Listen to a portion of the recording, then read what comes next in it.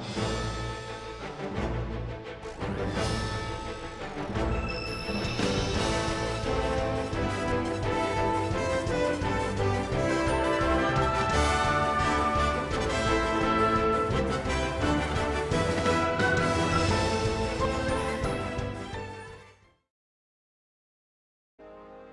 what's going on, guys? Welcome to Final Fantasy Brave Exvius video. And in this video we're going to be talking about Mazurka, I think is what her name is, and Raegan. He gets a Neovision Awakening, so we'll have to see how that goes out, right? We'll have to see how that happens. So here's Raegan. He has Ice and Fire Imbues passively, not passively, whoops. He has Fire and Ice Imbue normally, like just as an ability. He doesn't have to wait until turn 4 like on his cooldowns. He just has imbues, so you can just use it. That's nice. Has a new passive similar to Randy, although his was a chance to give a buff, whereas his is a guarantee to give a 200% attack buff to all allies, which is really good for like Dark Vision, I think, for example, so that everybody has a buff at least. And also 50 MP restore per turn. That's really good. 100% human and demon killer for both sides. That's pretty decent. And also his new AoE chaining frame is 72 times. And for some reason they gave him like DOT. That's just not very good, but it is what it is. He starts with his burst filled just like a CG protagonist would back in the day. In his Brave Shift form, he has 200% LB damage, which is really strong. 200% True ult already, and also 600% chaining modifier, or 6 times Kappa's legacy term. His Brave Shift Alone Burst has 150 times mod, which is very high. He can revive all allies with a radius ability, and he can cover or do something with cover with his cooldown. I don't know if it's parsed all the way through because this is like unknown damage. And that's not really, I don't know if that's even a thing. But it only lasts for one turn anyways. So, I don't know if you would ever use it. Especially since there's some cons that we'll have to go over now. Such as no infinite turns. But the not the bad thing about it is that at least his normal form is at least usable. Because usually in this situation, when you switch back to the normal form now, it's like, oh man, now what am I going to do? But at least he can do some damage in his normal form. He has 190% true to in his normal form for some reason, because his enhancements give 10%, and he has 180. So I don't know why they did that. I have no idea why they gave him 190, not 200. So that's a little unfortunate. You have to waste a slot to make him 10% more somehow. In his normal form, the Lilipris is not worth it because it only gives 2 turns worth of mod boost, and like, why would you even bother when you can just chain? You can just keep chaining and just not worry about the mod boost at all, so it's not even worth it. So he got a huge upgrade, guys, huge upgrade. Actually one of the biggest upgrades probably. So that was weird, I accidentally clicked on stop record instead of pause, whoops. So that's gonna be weird. Anyways, he has like one of the biggest upgrades ever, and I feel like that's the truth. And I feel like he's going to get a 9 out of 10. He would have gotten a 9.5 if he had infinite turns, but he got such a, like, you have to think of it this way.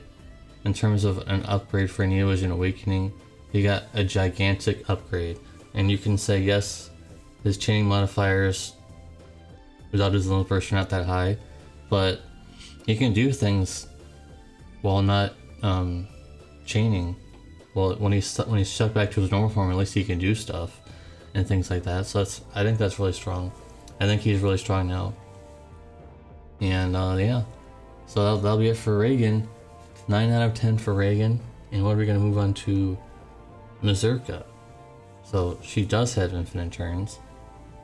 She does have a Fire Imbue and a Radius ability, and she has a Spell Nullify ability. I'm not sure why she has that, but it's there. It's a little scary that she has that because it may be needed for something. She has a Spirit Break Gauze, which is nice. 2 evade, AoE stacks while chaining. It's not too bad. Stardust rate 63 times.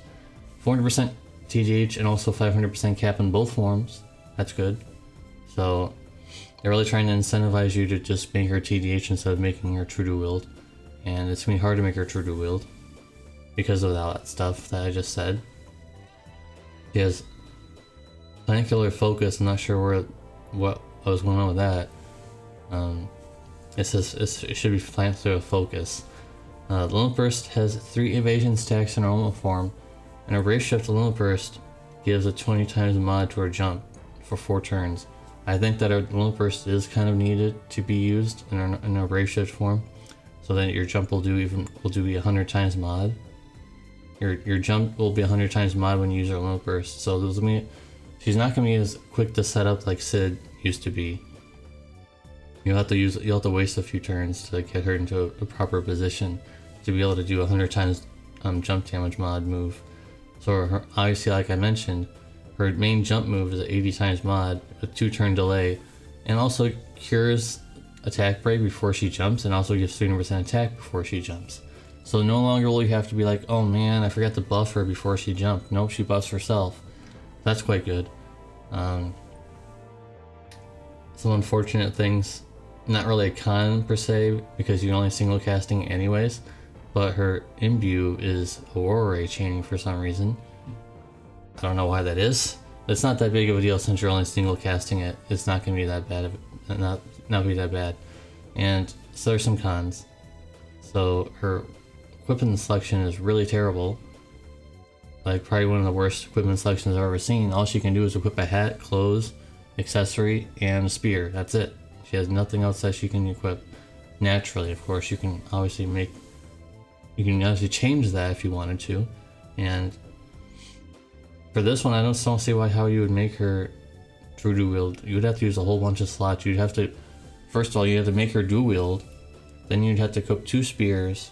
Then you'd have to somehow get her to 200% true to wield. I just don't know how you're gonna do that without, sacrificing jump damage and sacrificing killers. Just make her TDH. Unfortunately, there's not a lot of good spears in the game besides their own. The only other good spear that's not elemental is has 140 attack. It gives 100% jump damage, which is nice, but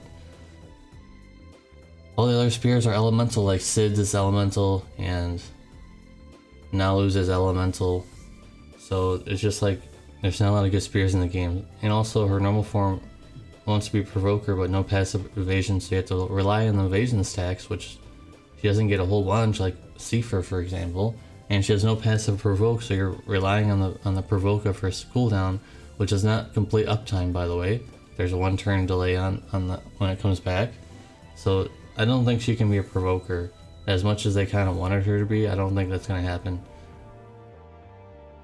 So I don't know what her damage is going to be. I don't want her to judge too quickly because of the Terra situation, how I screwed that up. Yes, I admit I screwed up based on all of her abilities at the time. Terra, she did not have very much stuff. We didn't know what the zone effects would be doing. I did not know that they would be jumping into the Esper damage category yet. So I don't want to make her a low score based on that she has very low abilities and things. Her jump damage can be 100 times mod when you use her Limit Burst in her Brave Shift form. She has infinite turns. I mean, I feel like she can be strong. So I think I will give her, what am I thinking here? 8.5 out of 10. I think that she's going to be good. It's just that she has some limitations, like the terrible equipment selection, and I don't know how well that's going to play out. I don't know what people are going to build her right now. I think that her STMR is needed if you want her to be really good, because there's not a lot of good spears in the game, and they preyed on that. They said, hey, there's not a lot of good spears in the game, why don't we make her spear good? And that's what they did. So anyways, guys, that's gonna be the video. If you watch all the way through, make sure to type in #spear. #spear will be the keyword. Make sure to like the video, make sure to subscribe, and make sure to hit that notification bell. And let me know what you guys think about these units. Who's the winner here? I think I kind of know, but I want you guys to decide. I want you guys to tell me what's going on with these. Who's the favorite here? And let me know. And I'll be checking out the calculations throughout the day to see where Mazurka lands on the charts. Alright guys, thank you guys for watching. I'll see you guys in the next one. Peace.